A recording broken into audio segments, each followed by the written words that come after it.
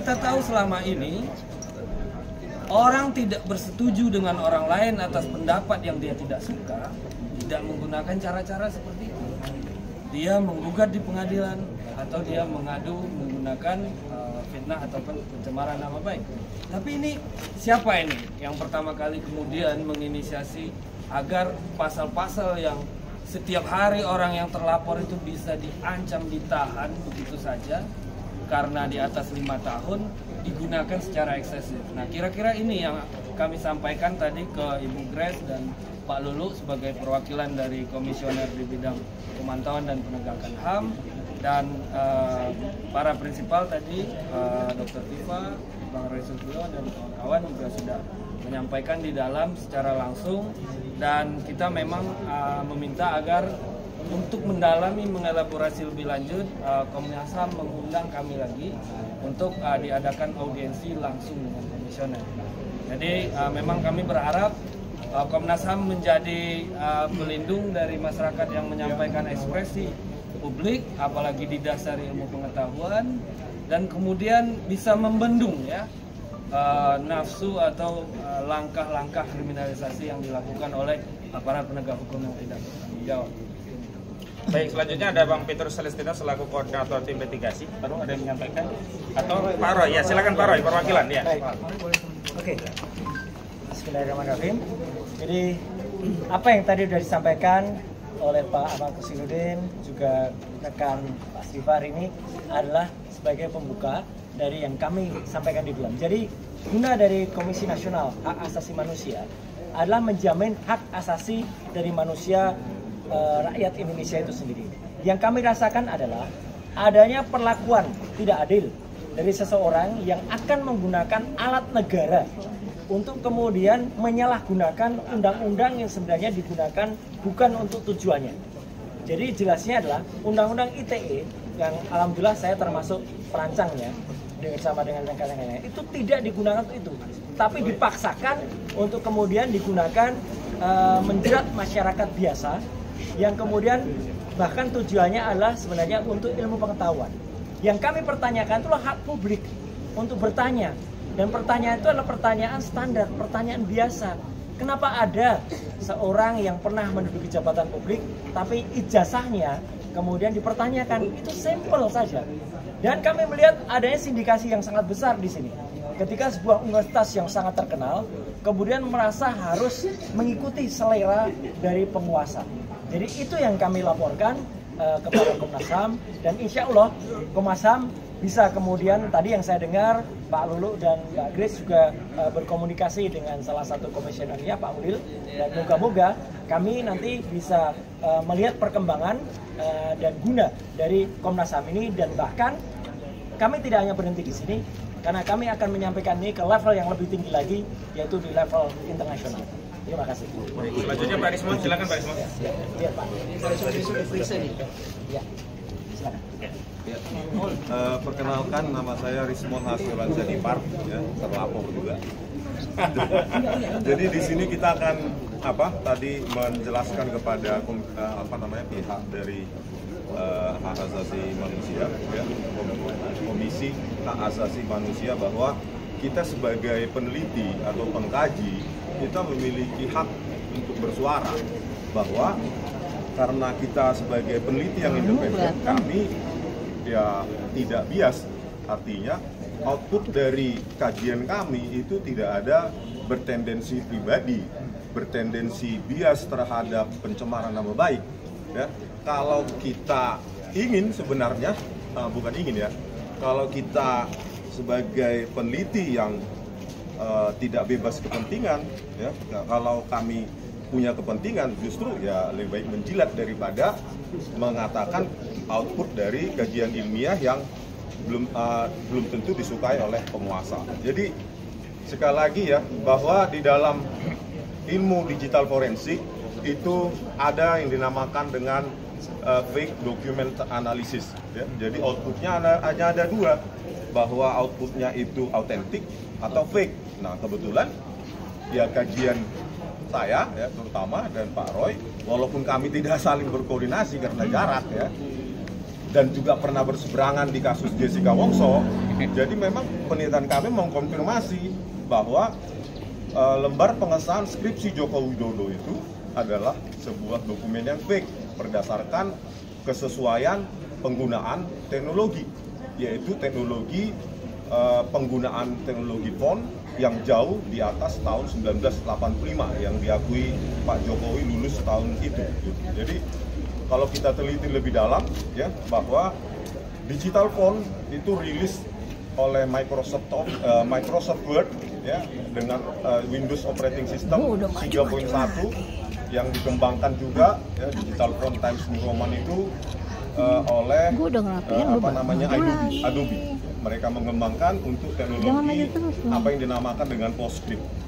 Nah, dengan teknologi PostScript tersebut mengadopsi apa yang dinamakan dengan persamaan polinomial kurva Bezier.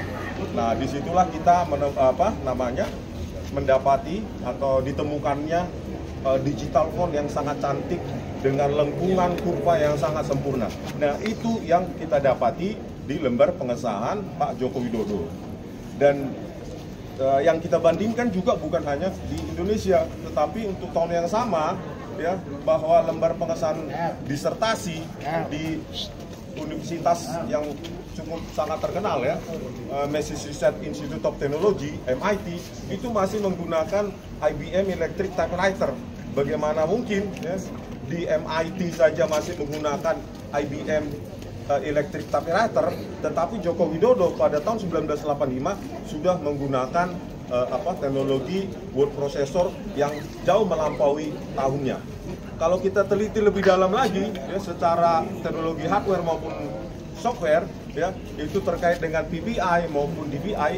PPI itu pixel per inci, DPI itu dots per inci, maka bisa kita telaah lagi bahwa lembar pengesahan Joko Widodo itu menggunakan kerapatan pixel atau dots per inci yang sudah lebih dari 96 dots per inci yang hanya ada di Windows versi XP ya, sekitar tahun 2004-2005. Kalau kita lihat kerapatan dari lembar pengesahan skripsi. Jadi ini murni kajian ilmiah dan bisa diperdebatkan, diseminarkan, dikaji ulang, direkonstruksi oleh orang lain. Ini murni kajian ilmiah, tidak ada apa yang dinamakan dengan bias atau kebencian atau tendensi untuk mencemarkan nama baik itu. Terima kasih. Dr. Dimas, ya, baik, saya Dr. Tifa dengan ini menyampaikan bahwa kriminalisasi terhadap akademisi, terhadap ilmu pengetahuan itu adalah sesuatu yang sangat mengherankan. Sesuatu yang sangat tidak lazim di dunia ilmu pengetahuan. Dan saat ini kami mengalami bukan hanya sekedar kriminalisasi, tetapi juga bahkan kami mengalami intimidasi oleh seseorang yang melaporkan kami. Karena yang bersangkutan saat ini secara de facto masih memiliki kekuasaan. Dan kami dengan diundangnya kami, dengan ketidakjelasan posisi kami, pada tanggal yang kami diaku mengikuti sebuah peristiwa yang tidak kami ketahui, padahal saat ini sebenarnya kami sedang melakukan pekerjaan kami sebagai ilmuwan. Kami sedang melakukan pekerjaan kami sebagai akademisi untuk memberikan jawaban atas permasalahan, atas pertanyaan publik yang saat ini sedang kami lakukan. Tetapi di tengah-tengah kami sedang menjalankan tanggung jawab kami sebagai ilmuwan, kami dikriminalisasi.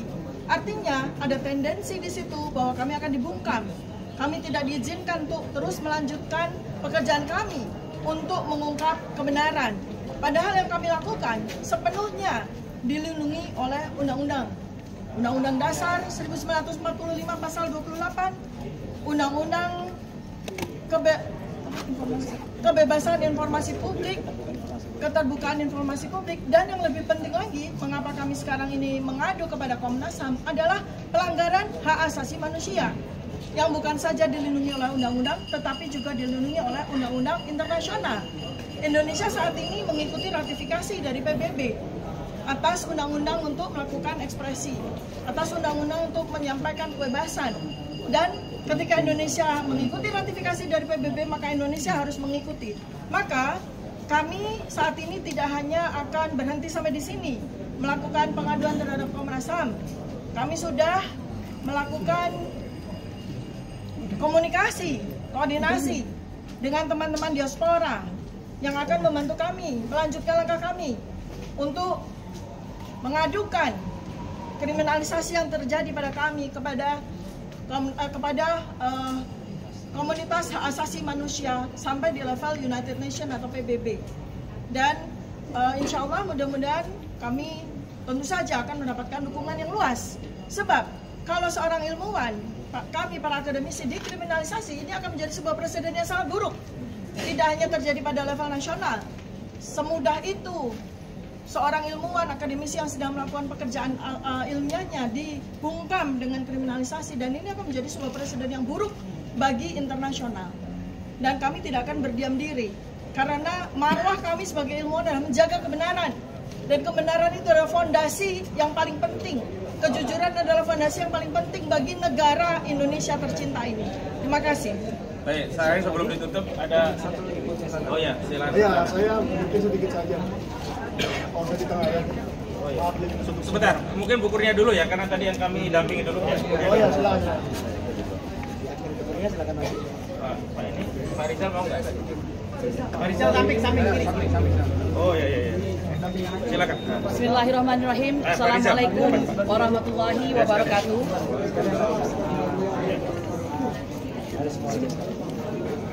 Bapak Ibu sekalian, dalam hukum itu ada teori hukum yang mengenal istilah notoire patent notorious, yang artinya ini mengenai pengetahuan umum terhadap seseorang yang suka berperilaku bersikap negatif.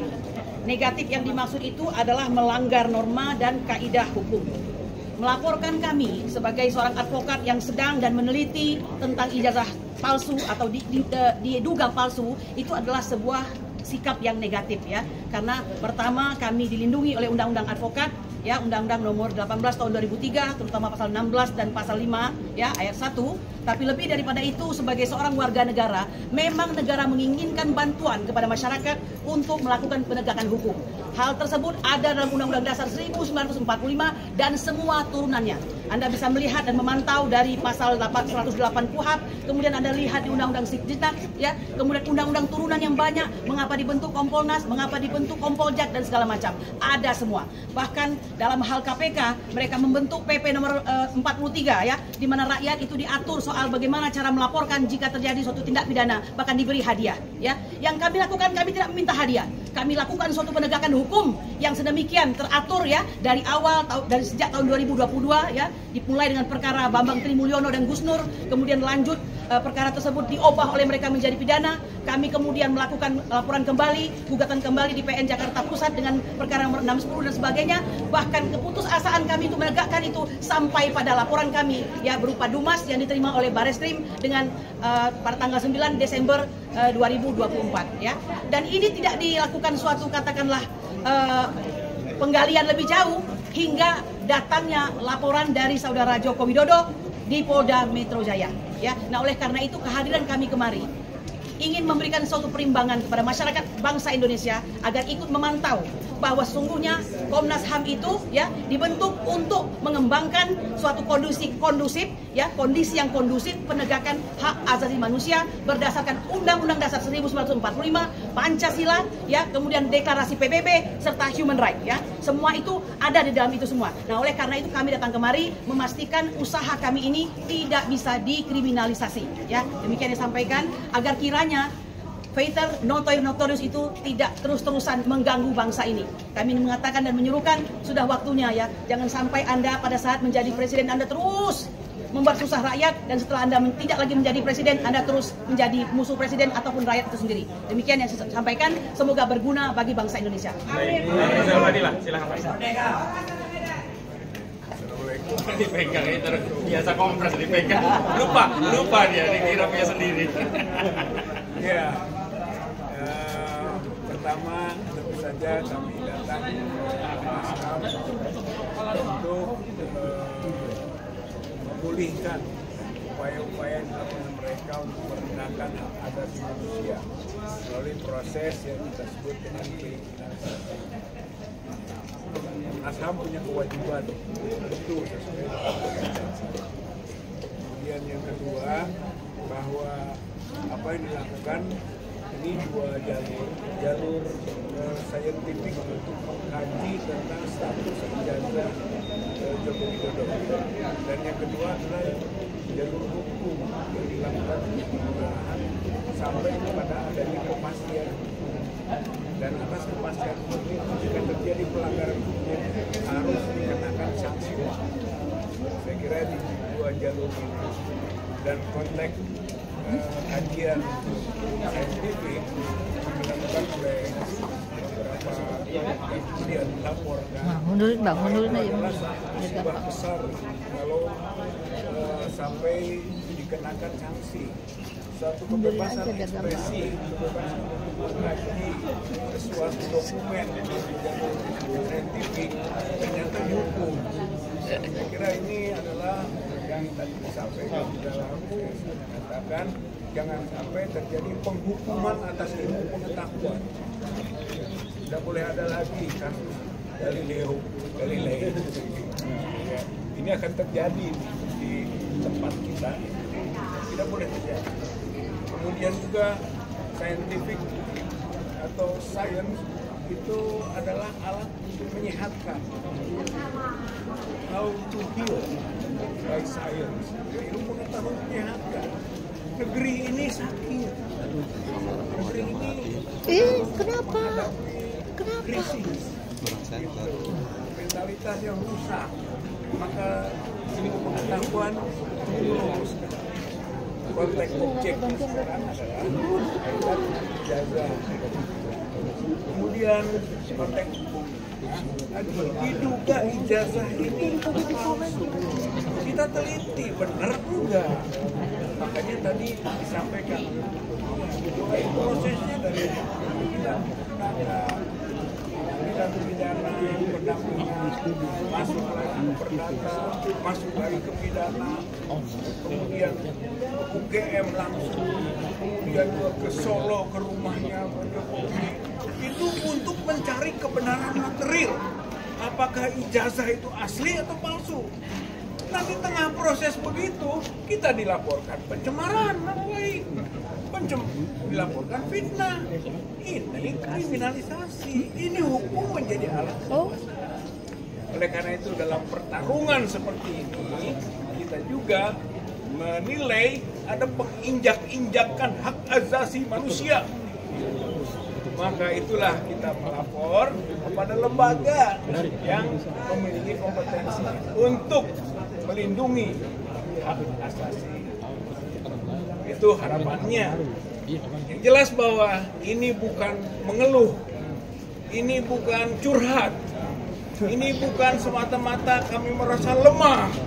Tidak, ini adalah bagian perjuangan untuk kepentingan bukan kita-kita. Ini aspirasi rakyat, aspirasi masyarakat untuk martabat bangsa kita dari generasi ke generasi. Oleh karena itu, kita akan terus berjuang menegakkan kebenaran, kejujuran, dan keadilan. Dan segala kezaliman atau upaya-upaya penindasan yang dilakukan oleh mereka, termasuk oleh Joko Widodo, kita akan lawan. Kita akan runtuhkan demi kebenaran sesuai dengan Undang-Undang Dasar 45 dan Pancasila. Allahu Akbar. Langsung ke Sentana dulu, silakan. Mau pakai ini? Jangan Di tengah. Ngomong depan kamera, depan kamera. Ya saya Michael Sinaga dari Sentana Media. Ya saya hanya mau mengatakan bahwa kemarin saya juga mendapat undangan untuk klarifikasi di Polda, meskipun saya seorang wartawan yang sedang menjalankan tugas jurnalistik seperti kawan-kawan yang ada di sini semua. Nah, waktu itu saya diberi undangan klarifikasi mengenai tanggal 26 yang dimana saya beristirahat di rumah karena tidak enak badan, jadi tidak menjalankan tugas jurnalistik. Namun saat diperiksa saya ditanyai mengenai sebuah video yang saya upload di tanggal 8 April, di mana saya sedang menggali keterangan dari narasumber yaitu Bapak Roy Suryo yang ada di sini bersama kita, dan ditanyai mengenai isi pemberitaan. Saya yakin rekan-rekan wartawan sekalian mengerti bahwa isi pemberitaan itu kalau mau dipertanyakan melalui Dewan Pers, dan kita akan melayani hak jawab, melayani hak koreksi dan hak-hak lainnya. Meskipun Bapak Joko Widodo atau siapapun atau Polda Metro Jaya ingin menanyakan ke Dewan Pers. Nah, oleh karena itu, karena saya tetap disuruh untuk menjawab, maka esoknya saya mengadukan sendiri ke Dewan Pers. Ini penerimaan pengaduannya ke Komisi Hukum Dewan Pers, sehingga saya berharap Dewan Pers juga berkoordinasi dengan Komnas HAM. Tadi saya juga mengatakan kepada Komnas HAM agar mereka dua institusi ini berkoordinasi agar terbuka apa sebenarnya yang diinginkan dari pengaduan-pengaduan di Polda Metro Jaya ini. Apakah benar ingin mencari kebenaran soal substansi atau hanya membuat sensasi-sensasi saja. Kalau mengadukan wartawan yang sedang memberitakan itu kan hanya mencari sensasi menurut saya ya. Jadi tidak perlu ada lagi terjadi di kemudian hari. Terima kasih. Baik, terakhir Bang Azam mungkin ada yang mau disampaikan sebelum kita tutup atau ada pertanyaan lagi? Bang Azam silakan Bang. Jadi gini, yang paling utama itu adalah penyidik harus ngerti bahwa ada putusan PMK 105 PUU 22 dan 2024 bahwa pemerintah, pejabat, maupun korporasi dan kelompok orang itu boleh dikritik, maknanya nggak boleh melakukan. Apalagi kalau kita bicara dua orang ini, SBY dan Jokowi, sudah diangkat melalui Kepres nomor 30, dia menjadi pejabat negara di urusan Dewas Dana Tara yang kurang lebih hampir 17.000 triliun. Jadi itu clear, harus mengerti, jadi tidak bisa melaporkan, harus sudah selesai gitu ya, karena dia pejabat negara gitu ya. Dan yang kedua, masih ada Perma 1 tahun 56. Jika perdatanya berjalan ya di Solo, di Jogja, dimanapun, maka pidananya tidak bisa dipaksakan berjalan, harus tunggu dulu, menyelesaikan proses itu. Artinya ini jangan ditabrak semua atas pesanan, itulah maksudnya. Dan yang terakhir tadi disambung oleh Bang Kurnia, yaitu Undang-Undang Advokat 18 2003 pasal 16 bahwa kita punya hak imunitas, dan pasal 5 ayat 1 kita penegak hukum. Oke, cukup ya, ada pertanyaan sebelum ditutup? Cukup, terima kasih semuanya media ya, terima kasih. Ya, nanti kami info lagi kalau ada kegiatan, terima kasih. Ngomong-ngomong, nulis nama saya pakai K ya, jadi kurang viral kemarin, karena beda-beda nulisnya. Mikhail, bukan C ya? Bukan pakai C, ya benar ya. Berarti baca juga Bang? Iya. Ada beberapa tulisan lain-lain. Oh, Ahmad.